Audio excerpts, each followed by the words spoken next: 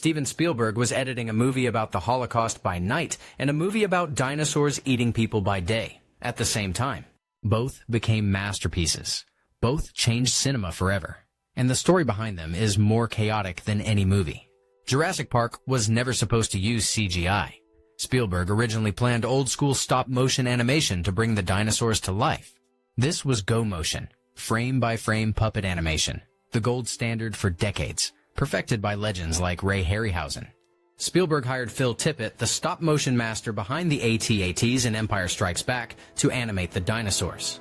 Tippett was a genius. His shelf held Oscars, Emmys, and BAFTAs. He was the undisputed king of creature animation. But a group of renegades at Industrial Light and Magic had other plans. Animator Steve "Spaz" Williams secretly created a digital walking T-Rex skeleton. When producer Kathleen Kennedy visited ILM, Williams left the animation playing on a main monitor. She was stunned. ILM then created a fully rendered test, a T-Rex walking across a field in broad daylight with realistic skin and muscle movement. Spielberg watched it and said just 3 words, "That's the future." In that moment, an entire era of filmmaking died. When Phil Tippett saw the CGI test that would replace his life's work, he turned to Spielberg and said, "I feel extinct." Spielberg loved the line so much he wrote it into the movie. Jeff Goldblum delivers it as Ian Malcolm. But Spielberg didn't fire Tippett. Instead, they invented the dinosaur input device, a sensor-covered puppet wired to a computer. Traditional animators could physically pose the rig, and their movements would drive the digital dinosaurs in real time. Old meets new.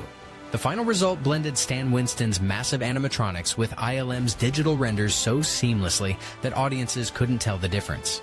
Only 6 minutes of the entire film are fully computer-generated, 6 minutes that changed everything. Meanwhile, on location in Hawaii, nature decided to match the movie's chaos. In September 1992, Hurricane Iniki, a Category 4 monster, hit Kauai directly. The cast and crew were herded into the ballroom of the Westin Hotel with 18 hours of supplies while the storm raged outside. Laura Dern turned to Sam Neill on the beach and asked, "Sam, do you think we might die today?" He answered honestly, "I think that's entirely possible." Sir Richard Attenborough slept through the entire Category 4 hurricane. When asked how, he said, "My dear boy, I survived the Blitz." Spielberg actually used the hurricane. He and his cinematographer filmed the real storm waves crashing against the coast. That real footage ended up in the final movie. The storm that Dennis Nedry drives through includes actual Hurricane Iniki waves. Here's where it gets truly insane. Universal's president told Spielberg he could only make Schindler's List on one condition: direct Jurassic Park first. So Spielberg flew to Poland to shoot Schindler's List while Jurassic Park still needed massive post-production and CGI work back in California. He rented 2 satellite channels from a Polish TV station for $1.5 million per week. One for video, one for audio. 4 times a week, after filming Holocaust horrors in freezing Polish mud, Spielberg would return to his hotel to review digital dinosaur renders. He called it a bipolar experience. Every ounce of intuition went to Schindler's List. Every ounce of craft went to Jurassic Park. Desperate, Spielberg called George Lucas and said, "George, I'm in trouble. Would you mix Jurassic Park?" Lucas immediately said yes. Lucas and Kathleen Kennedy took over the sound mix, Foley, and color grading at Skywalker Sound. The film's iconic audio was crafted under Lucas's watch. That trust went back to 1977. Lucas, terrified Star Wars would flop, visited Spielberg on the set of Close Encounters.